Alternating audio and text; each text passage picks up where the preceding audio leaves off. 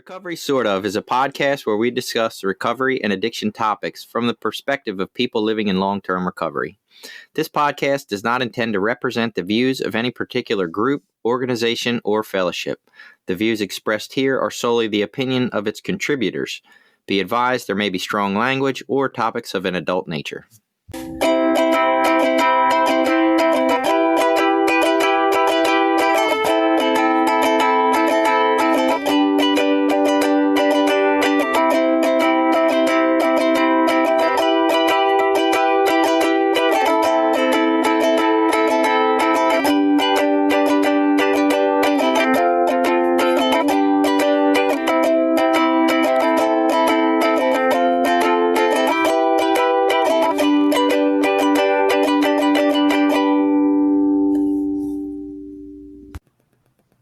All right, welcome back. It's Recovery Sort of. I'm Jason. I'm a guy in long-term recovery. I'm Billy. I'm also a person in long-term recovery. And in a few minutes here, we're going to get talking to Josh from the Celebrate Recovery program so that we can learn more about that in case that happens to be, maybe an alternative mode to recovery that somebody might get something out of. Maybe you're sitting at home and you're like, well, I've heard about that and it sounds interesting and I like Jesus, but I just don't know if it's for me. And I'm a little nervous about checking it out. Maybe they're weird. And so we'll find out some information and maybe that'll inspire people to, check it out. One of the things we did want to catch up on before we get to that, we had mentioned the presidential stances last week. And, one of our listeners sent me an email with a link to a policy that the president signed into action last year, which was like $1.8 billion towards making drug, therapies more available, whether that be MATs, whether that be some kind of rehab or detox. And so it was very unclear in the article whether this was something that was done by Congress and he just signed it. It definitely leaned towards giving him credit for doing it. So I wasn't sure if it was just something he did out of nowhere or if Congress passed it and he, signed it as presidents do. So I did just a little more searching just for the heck of it because I thought, well, what I had looked for originally was the stances for this, presidential election, right? And so I looked more at like 2016 and what he's done. And so in 2016, the opioid crisis was a bigger deal. There wasn't COVID going on or race relations. Like he had mentioned it. It was important. He was going to solve it. And he has done some things like the 1.8 billion. But basically what the numbers say is that it really hasn't gone down to pre-2016 levels as of yet. And of course, policy change takes time to trickle down and actually show in numbers. So who knows about that? But he has made some steps. I would say the big difference probably with the new information being that while he's provided money to these type of things, he hasn't addressed really, the criminalization of drugs or what we do with people when we catch them in possession or any of the other issues that go on that Joe Biden talked about going after the pharmaceutical companies.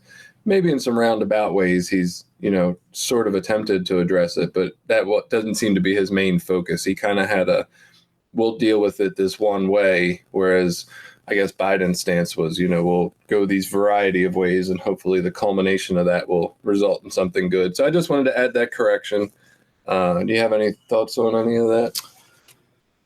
No, only that, when we look at addiction and I don't want to take sides, but it's maybe Biden's a little closer on the mark in that it's a societal problem. Like when you just focus money into treatment, you're really not addressing the cause of the problem. You're just addressing the problem after the fact. Right. And this is a problem in our whole healthcare system now. Our healthcare system now addresses problems after you have them, not before. It's like we don't have great, education or teaching on like healthy eating, healthy living. I mean, you can find it now online more than ever.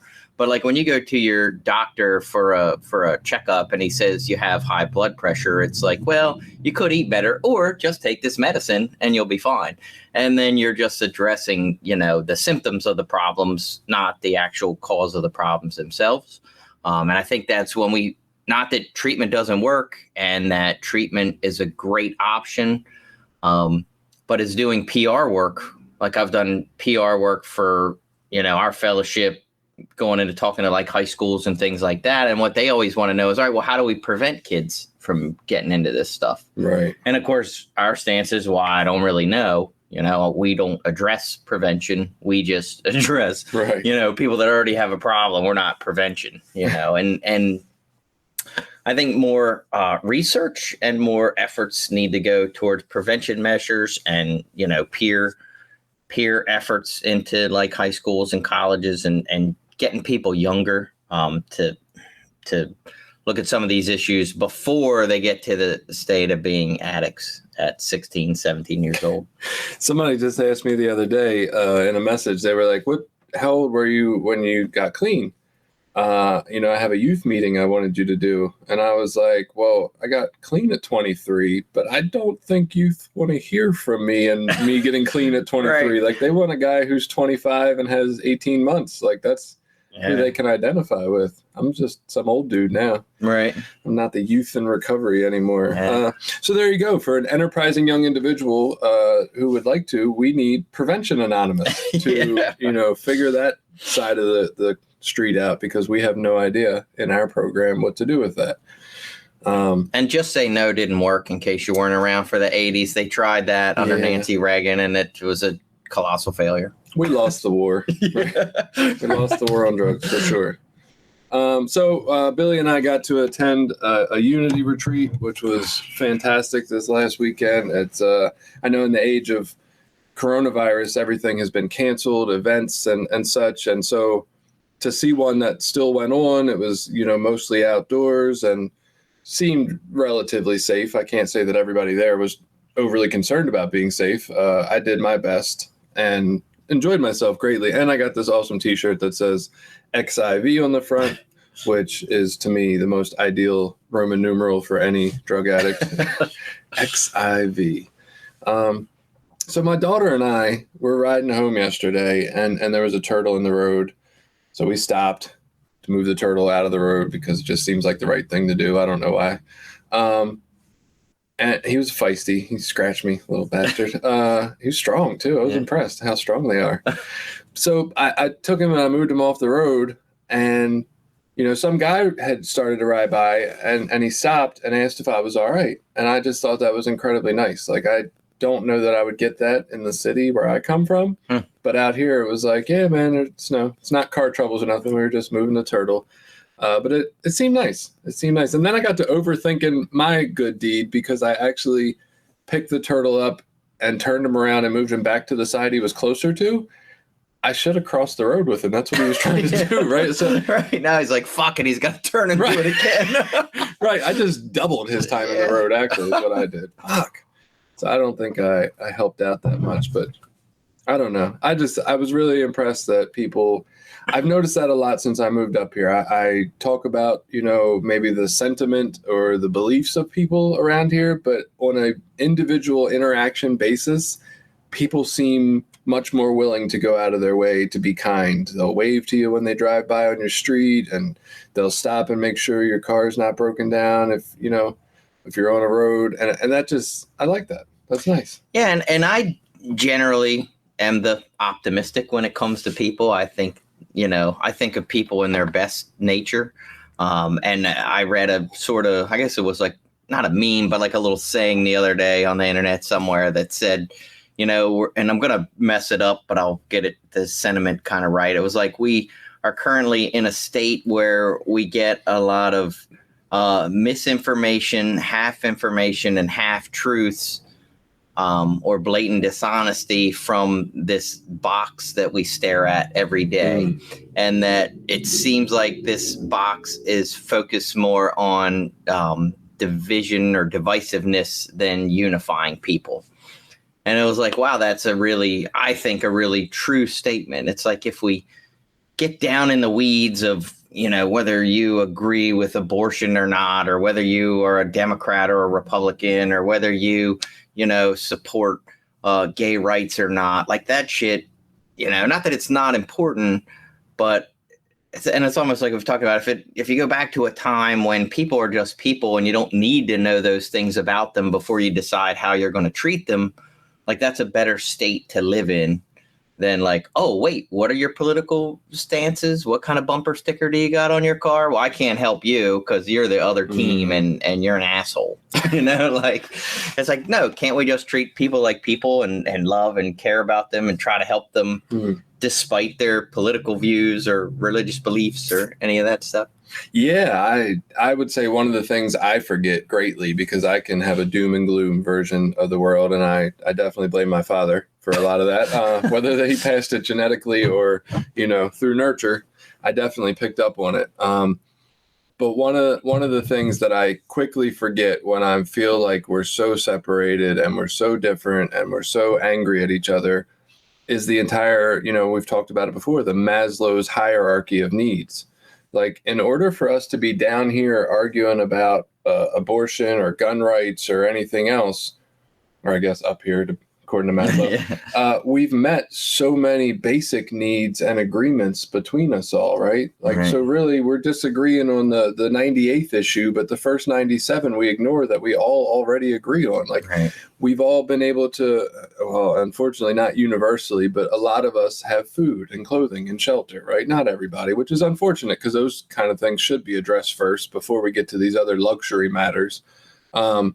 But just as a society in general, we have met so many things and done so many things well together that we can get to these minor arguments, which I know don't feel minor for people who feel like their civil rights are being, trodden on. I completely understand that and respect that that part of it. I'm not trying to downplay that at all. I guess I'm just saying that you're right. We agree on way more than we disagree on. And if we could just sit down, it's almost like when you feel shitty about your life and you write a gratitude list and you're like, fuck, man, it was so easy to come up with 10 things that I'm really grateful for in my life. Like this minor situation that I was miserable about 5 minutes ago doesn't seem to weigh out.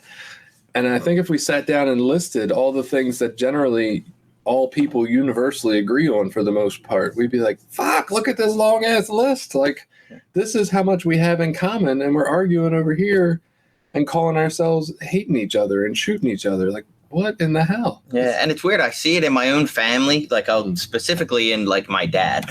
So my dad is a pretty loving and caring person. He's always been a good father, took care of us, provided for us well.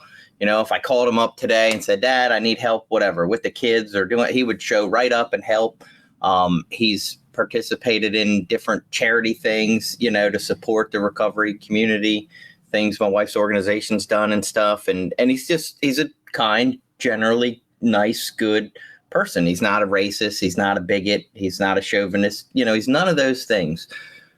But if you just looked at his Facebook page and all his, he is I call him a Republican, like Trump supporting, shares all the Republican memes, regurgitates all the Republican talking points. Like if you just judged him off of that, you would, of course, think he's a hate-mongering, racist, chauvinistic bigot who doesn't want gay people to get married and all this other stuff. And it's like, I don't know how he meshes those two things in his life and lives the way that he lives in his actual life and then has all these beliefs. I don't understand how that works.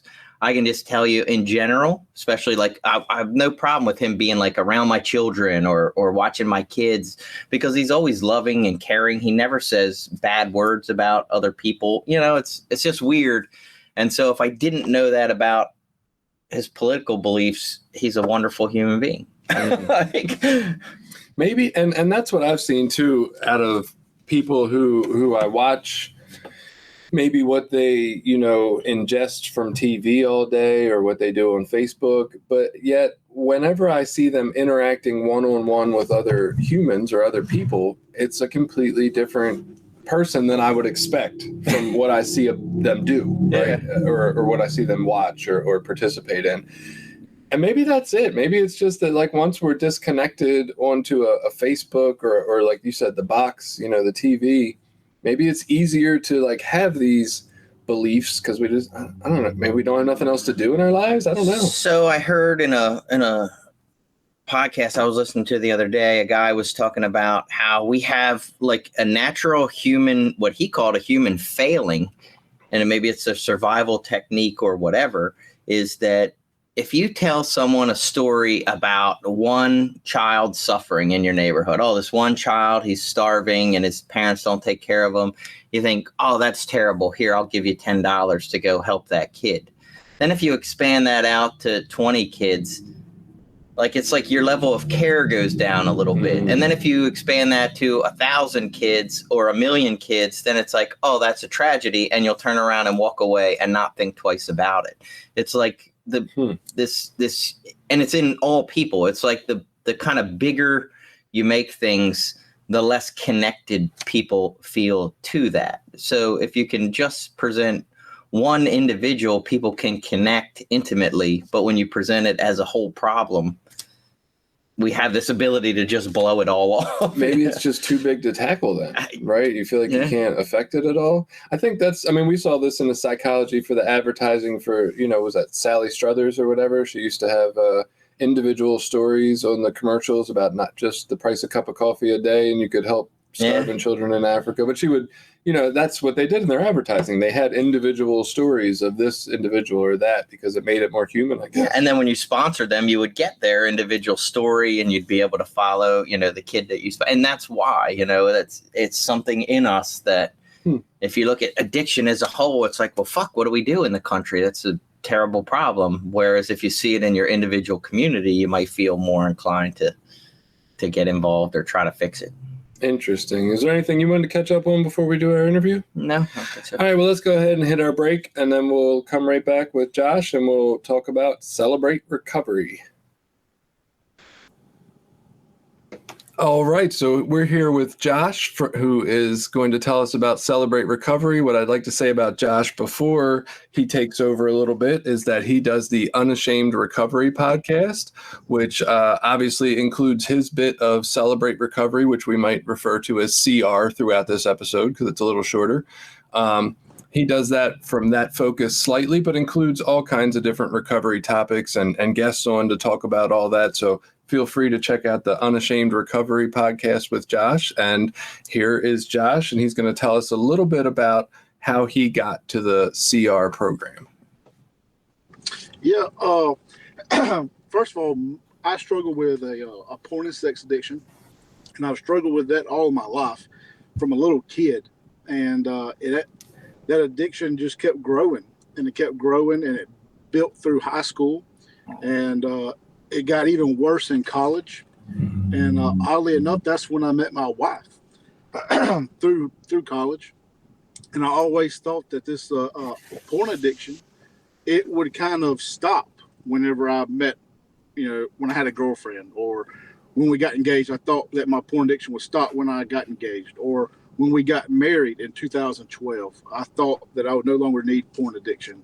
And it was never the case. And then when we had our first daughter in 2014, I found myself relying on it more. And all this time I thought that I wouldn't need it at those milestones, but it was the opposite. I was depending on it more and more, and I was just being sucked down this hole. And what really got me started on this journey was in 2014. My daughter, she was about 6 months old, and we were traveling to go get some Christmas pictures made for some holiday cards. And my wife had my phone, and she was looking at the map for directions, and she found some saved porn on my phone. And she had found those, that before, but this time she was mad, and she gave me an ultimatum. And I'd never seen her that mad before, so I took her seriously, and I started doing research because I never knew what I had a name. And I found that my church here in Meridian had a brand new recovery program called Celebrate Recovery. And I was like, you know what? There's no way I can do that. I cannot go to the church that my in-laws go to and share this stuff and these things that I've done. No way. So I kept digging, kept looking, and the only thing that I could find remotely close was a Sex Addicts Anonymous group at Jackson, Mississippi, which is about an hour and a half drive from my house. But I did that for about 6 months. And, I was in that denial mindset. And so I was like, you know what? I'm not like those people. Those people need help. Those are weird people. I didn't see myself as those kind of people, but I was just in denial. And so I wasn't going into it with a good mindset. I was closed off. I would sit there with my arms crossed and I wouldn't share. I wasn't working the program. I was looking for any excuse not to to work it. And eventually I just stopped going. And probably around April or May of 2015, our church, our pastor had just passed away. And so we had a series of interim pastors come in, and every Sunday for 6 straight weeks, they talked about Celebrate Recovery every Sunday. And I was like, on that 6th Sunday, I was like, all right, God, I get it. And that next night, I showed up for Celebrate Recovery. And man, I was terrified because, like I said, that church that's my in-laws' church. I started going there because that's my wife's church. And man, I was terrified because I didn't know what I was showing up to. I didn't know what to expect. I was looking for hope, and I was desperate for it. So I was looking anywhere for it, and so I showed up full of fear and just didn't know what to expect. So that's pretty much how I found Celebrate Recovery. Man, there's something, and I will say that, a commonality for sure of the start of your recovery to just that place of humility it takes, right? For you to be able to go to the same church your in-laws go to for help, for something that you're, probably shame and guilt around and don't want people to know about. It takes that level of humility to really find recovery, at least for a lot of people, myself included. So now that you're there, and CR obviously helps people with any kind of obsessive and compulsive behavior according to their steps. So how would you, in brief terms, obviously, because it's a huge program, explain the program to us? Okay, so in the very basic terminology I can give it to is Celebrate Recovery is a Christ-centered 12-step program, and how they I hate using this word, but how they market this is that this program is for anybody struggling with life's hurts, habits, and hangups. With Alcoholics Anonymous, it's pretty much cut and dry for alcoholics. Right. With NA, it's pretty much cut and dry for people dealing with narcotics. With Sex Addicts Anonymous, it's pretty much cut and dry for people dealing with sex addiction.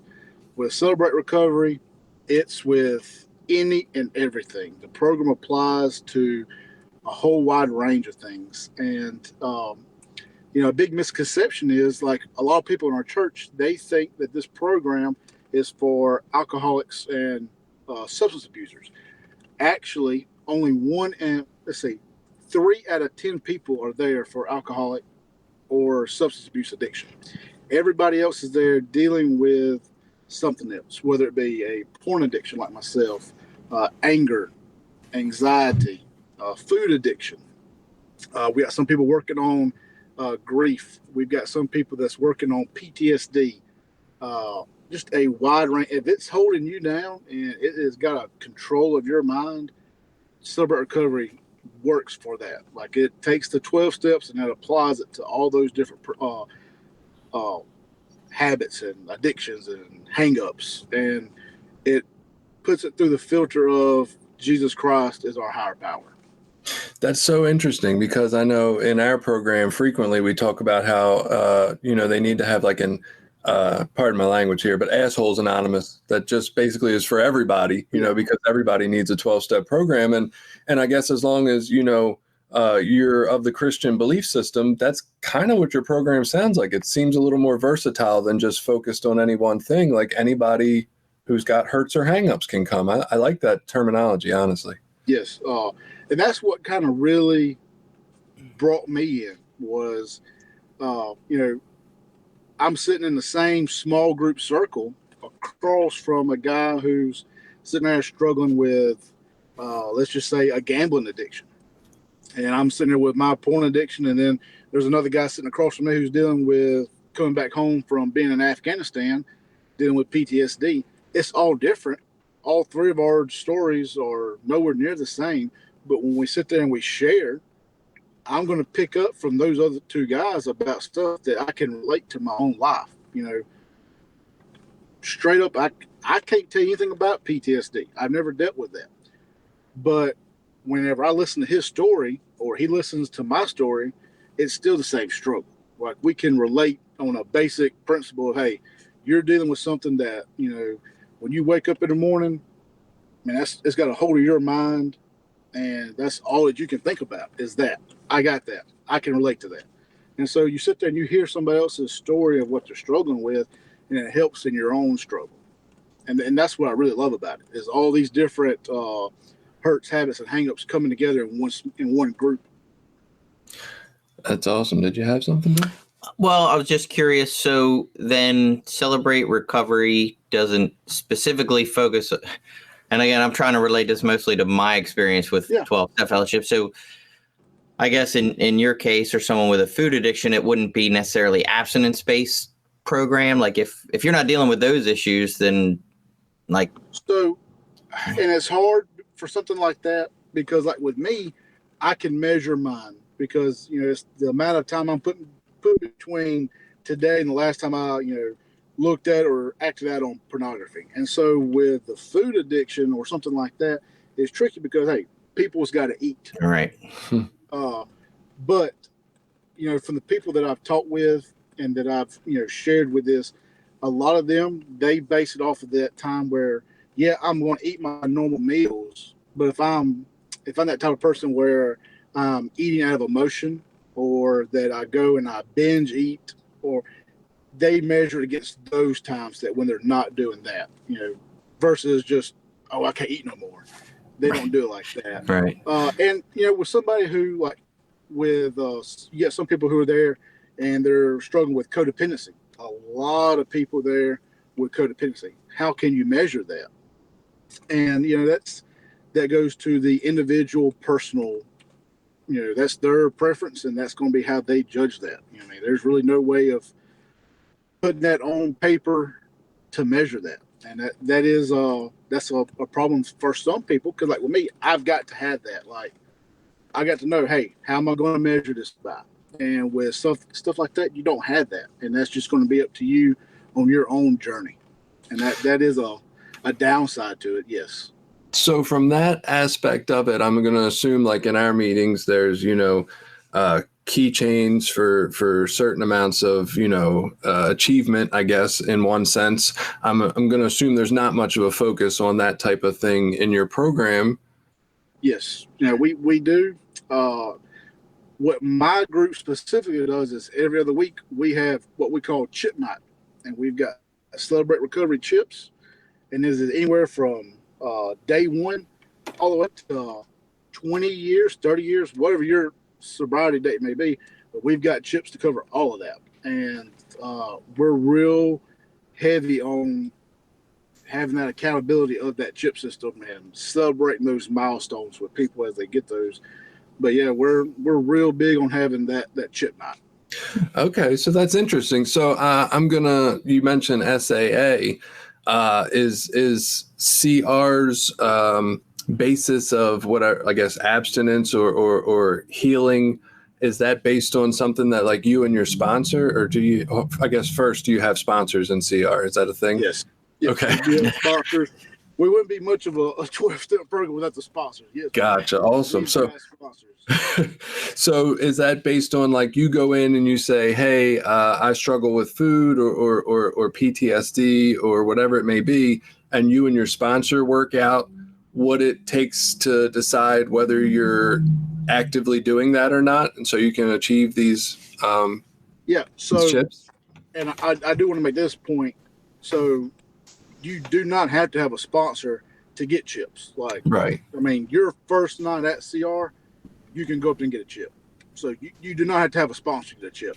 But yes, like you can either get in your small group because we have a large group where everybody, men and women, meet, and then after the big meeting, we'll break off into small groups, and it's gender specific and it's uh, topic specific. So Mm. substance abuse will meet in one group, and A to Z will meet in another group, and it's all like that. But anyway, you get in that group, and the group will either help you to kind of really zone in and get specific about those sobriety goals, or yes, get a sponsor and he'll help kind of put on paper and narrow that down of, hey, this is what your sobriety needs to look like.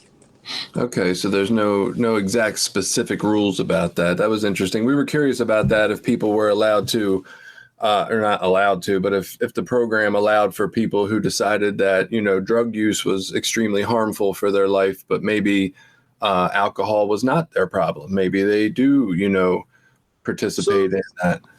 So sober recovery is kind of that for like leadership. They don't want you to be out there engaging in out of marriage sex or stuff like that in leadership. But if you're just in there working the program, like with me, alcohol is not my problem. Opiates, marijuana, that's not my problem. My problem is pornography and sex. And so hey, I do every once in a while. I will have to sit down and have a beer, with supper. Now, is it addiction? No, because it may be once every 6 months, and that's the kind of, if it's not your target area, then it's kind of outside the main focus. I gotcha. That sounds kind of similar to, we talked with a guy from Smart Recovery, and it was same idea. Like, you work on the part that's the problem area for you. Yeah. So curious, what about, does Celebrate Recovery itself have any stance on medically assisted, or is it medically assisted treatment or medicine assisted treatment? I always get that confused. Yeah, MATs, yeah. basically. Does Celebrate Recovery have a stance on that at all? Like, if people needed to take Suboxone or felt they needed to? That I do not know. Gotcha. In our group personally, we have never had that come up. And so I really could not answer that one. That's something that with Celebrate Recovery, every state has what they call state level representatives or state reps. And if you're in whatever your state may be, if you are dealing with that, you can reach out to one of those and you can ask, and they'd be probably more than happy to answer that. But for us personally, we have never had that come up in our group. So I really could not tell you that. Gotcha. Just curious, of course. Yeah. You got anything you wanted to ask? Not at the moment. Oh, okay. So is there any, like, we have some weird, funky rules, I guess regulations, not really rules or regulations, but just kind of practices we've done over time around, whether that be crosstalk in our meetings, different qualifications. Do you have any of those kind of things going on? Is it more of an open format like Smart Recovery, or is it one at a time? So they've got, like I said, our meeting is a little different. Like, we have a very large group meeting at the beginning. At the first hour of the meeting, everybody is together, and in that meeting, we stress the importance of anonymity. Anonymity is number one. It's the top. It's probably what we take the most precaution in, is protecting everybody's anonymity. And then once we get done in the large group, we'll break off into those small groups, and we have what we call small group guidelines. And that's just sitting there. That's these guidelines that are in place to protect everybody in there. And there's 5 of them, and I actually had them right in front of me. If you would like for me to share those with you. Yeah, absolutely. Their number one is, hey, keep your sharing focused on your own thoughts and the feelings. And that's just, hey, you have some people that's in there dealing with codependency, and they want to shift the blame on their spouse. Hey, I ain't got no problem. I'm here because of my wife. She's the reason my problems. Why are you here? What is your problem? Let's focus on you. So we had that in there. Number 2 is no crosstalk. And that, I mean, I think that's kind of across all the 12-step programs is that, no crosstalk. That's two people engaging, excluding all others. And number 3, we are here to support one another. We will not attempt to fix one another. That's a big issue here. I'm not going to try and sit here and fix you in the middle of this meeting. I like that one. That's not why we're here. That's not what we're here, just to listen and to support. Number 4, anonymity and confidentiality are basic requirements. What is shared in the group stays in the group. And the only exception is when someone threatens to injure themselves or others. And then number 5, offensive language has no place in a Christ-centered recovery group. And a lot of that is just, for one, taking the Lord's name in vain. And then number 2, getting into graphic detail that may be a trigger for somebody else. I love number 3 because it's a great reminder for me not to listen trying to fix everybody, because that's usually my goal when I'm hearing people. Not my goal, but where I end up.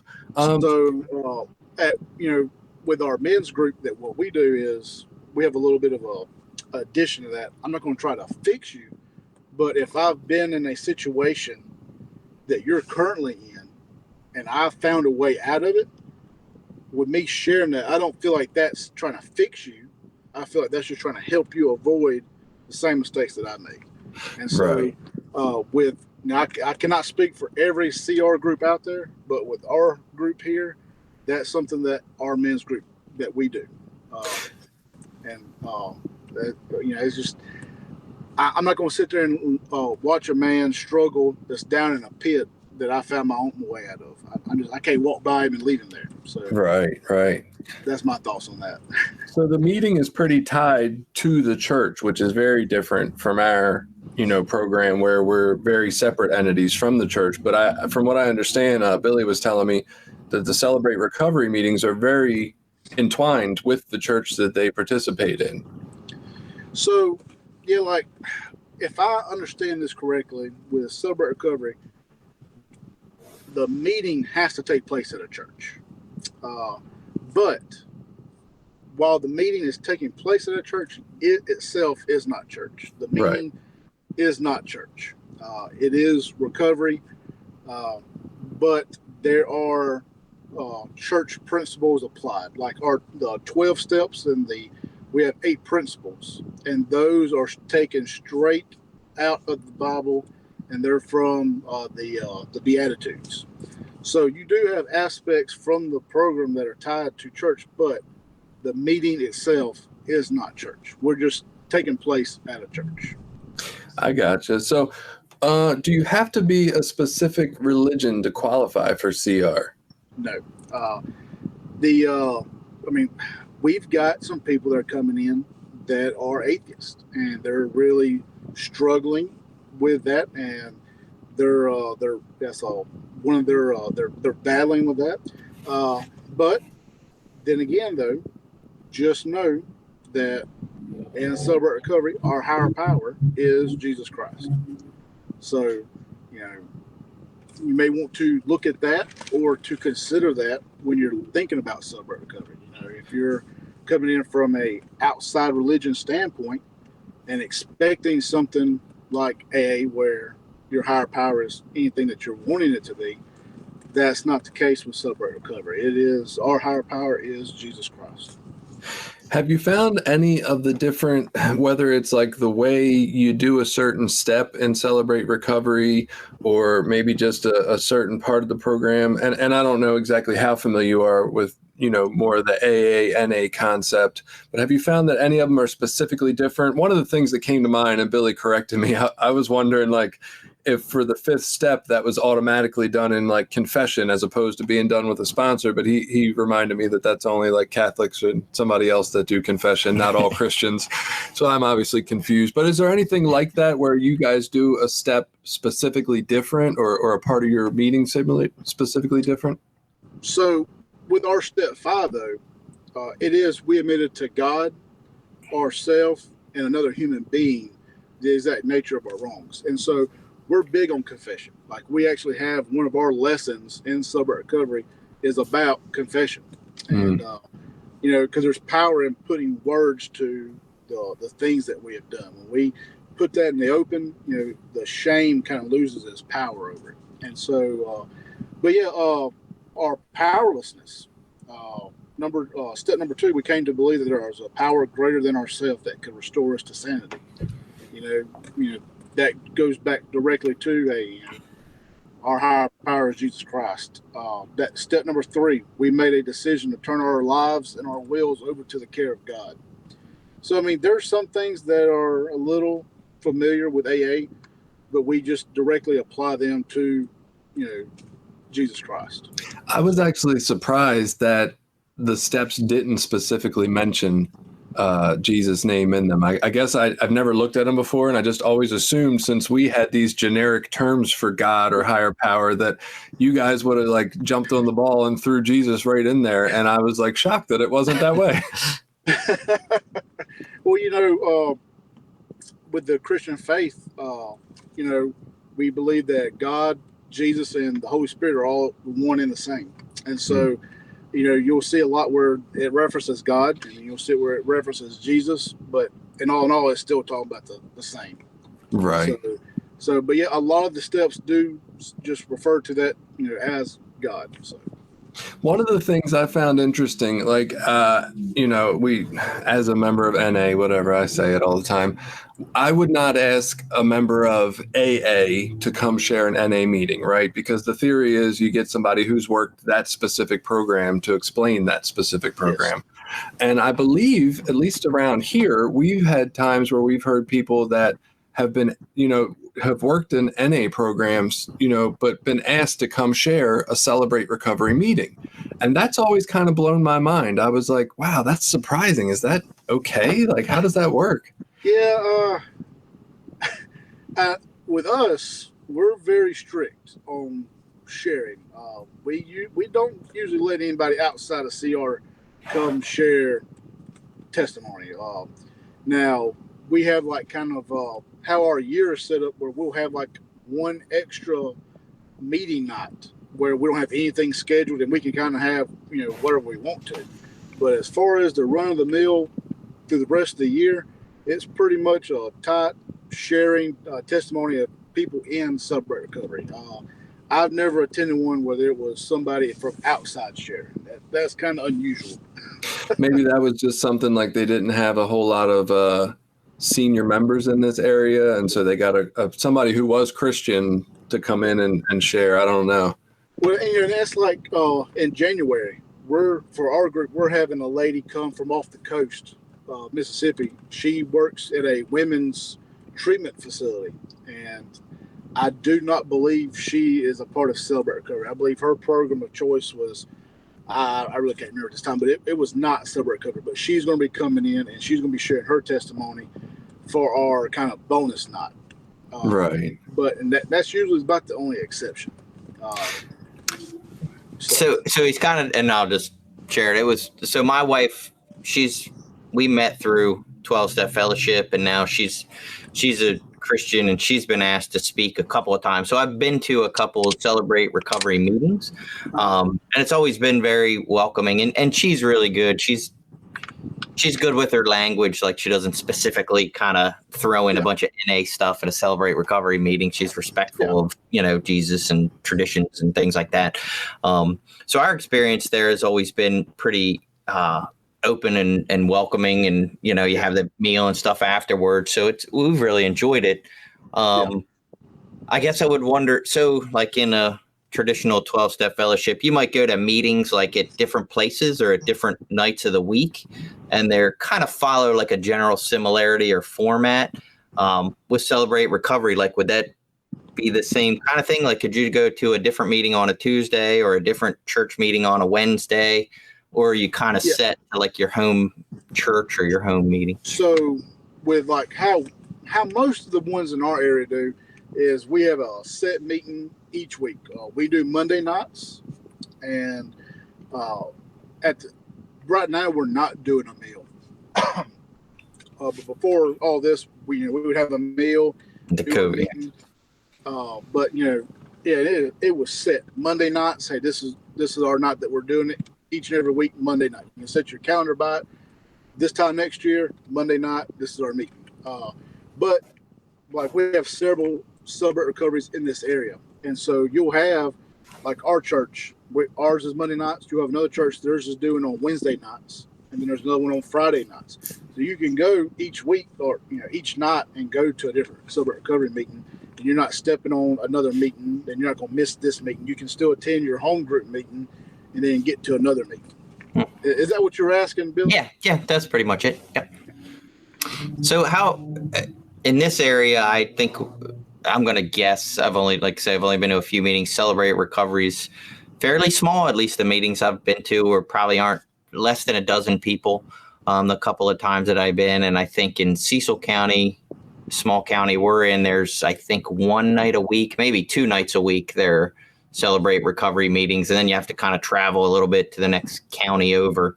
How big generally are the meetings in your area? And so it's fairly small meeting sizes.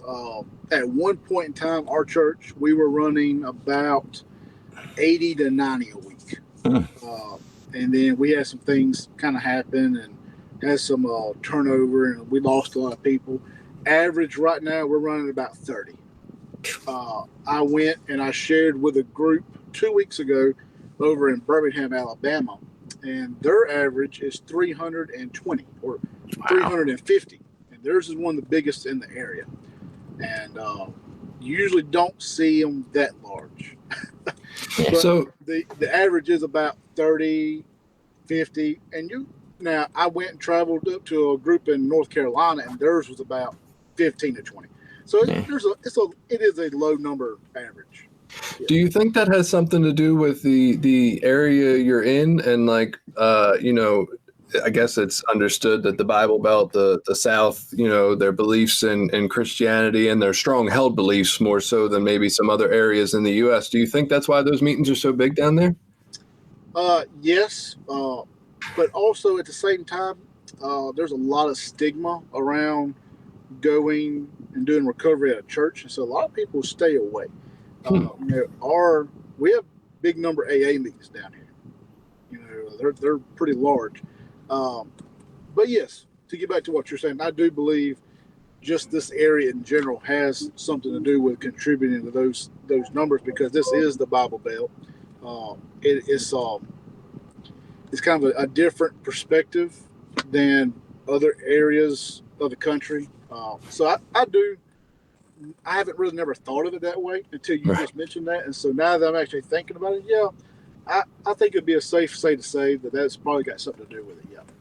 So this is, we're going to talk right now, you and I, to the individual who's out there. They're getting ready to get in recovery. They do happen to be a Christian, like that's their belief system. And they're sitting here and they're looking at the programs available, and they say, well, look, I could go to this other 12-step fellowship where I'm still allowed to believe in, Christian values. I can believe in that in NA or SAA or any A. I can go there and decide that Jesus is my Lord and Savior and my higher power, Why do you say that Celebrate Recovery might be a little different and in your opinion, which is fine because we're all allowed that, better for somebody who's Christian as opposed to just going to any other fellowship and being Christian? What does CR have to offer that might suit them better than just being in a program with all types? So number one is you're getting that fellowship with other people in CR that are also Christian.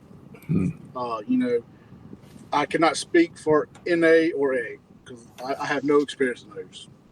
But I do know that there's a lot of people in those programs that are not Christian. And so if you go to those programs, and there's nothing wrong with it, to be there in a meeting with non-Christians. That way, hey, we all have done it. But that is a pro of going to a celebrate recovery. When you walk in the door, you're amongst other Christians. The other aspect, and this is the one that I really love about celebrate recovery, is the fact of I'm going in there and the program is open to everything. When I go to AA, well, that's pretty specific to alcoholics. When I go to Celebrate Recovery, like we talked about earlier, it is a wide range because y'all can attest to this. When you go in, you start working that program, and you start working on the problems with you, whether it be alcohol, substance abuse, porn addiction. When you start working on that overlying problem, and you start chipping away at it, there's other problems up underneath. And where I'm getting at with this is when I started doing it and working on my porn addiction and started doing my inventory and working that steps in that, I started realizing, man, I've got a lot of anger up under this. Man, I've got a lot of anxiety up under this. Celebrate Recovery works on those problems as well as the pornography and the alcohol and the substance abuse. So that's the main reason why I would urge you, hey, try Celebrate Recovery, because it's not just one specific. It's got a big openness for life's hurts, habits, and hangups. I like it. Do you have anything? No. All right. Awesome. Josh, I know you want to get to helping your wife get them kids ready for church and everything. I don't want to hold you up or make the missus upset with us, but super appreciative that you came on today, my friend. Again, Josh is from the Unashamed Recovery podcast. Go ahead and check that out. Feel free. And it was great talking to you, my friend. Anytime, guys. Anytime. All right. Anytime you want me to come back, I'd love to. It's always a pleasure to kind of talk with another recovery podcast. Yeah, man, it was fun talking to you. We'll see you again soon. Have fun this week, all right? Have a good day. Y'all too. So that was a great conversation with Josh. There was, a lot more I would have liked to ask a little bit. I know he was a little crunched for time with Sunday mornings being a valuable time in the life of a Christian family. Definitely curious about a few things. Maybe we'll have to have him on again at some point to ask more about like what Celebrate Recovery says the initial problem is that leads to their hurts and hang-ups. Yeah, and I have a problem, and I've gotten better with it over the years, as most, I guess, addicts. Since I'm not overly religious, I get strongly opinionated, and I want to start challenging like the beliefs in Jesus and how that helps in recovery and all that stuff. But I've grown to treat it almost like medicated assisted treatment, and to understand, like, look. Wow, that's probably more offensive than any of your challenging. Yeah? Oh. Probably. Well, your program's like MAT. No, I don't mean it that way. I mean, my thinking of it is similar in that it works for some people, or it's good for some people, but it's not something that is good for me, or it's not something that I need, or that's a part of my story. And instead of me needing to be self-righteous and think that my way is the only way, or the way that I did it is the best way, or that these other ways are stupid, it's easy to just say, you know what, I don't believe that, I don't necessarily agree with that, but I don't have to argue with the guy and make him feel bad about his, not that he would feel bad about his beliefs, but I don't have to like challenge his beliefs and make him prove something to me. He doesn't need to prove anything to me. Yeah, I mean, I was definitely curious. We talk about, our program specifically doesn't really talk about exactly where our belief of addiction comes from or what necessarily it is. We just talk about, what to do about it once we get to the bitter ends. But I'm curious if Celebrate Recovery has a stance on what is the initial problem that causes these, hang-ups, habits. I can't remember the damn things. I love them though. The three H's: hurts, hang-ups, and habits. Yep.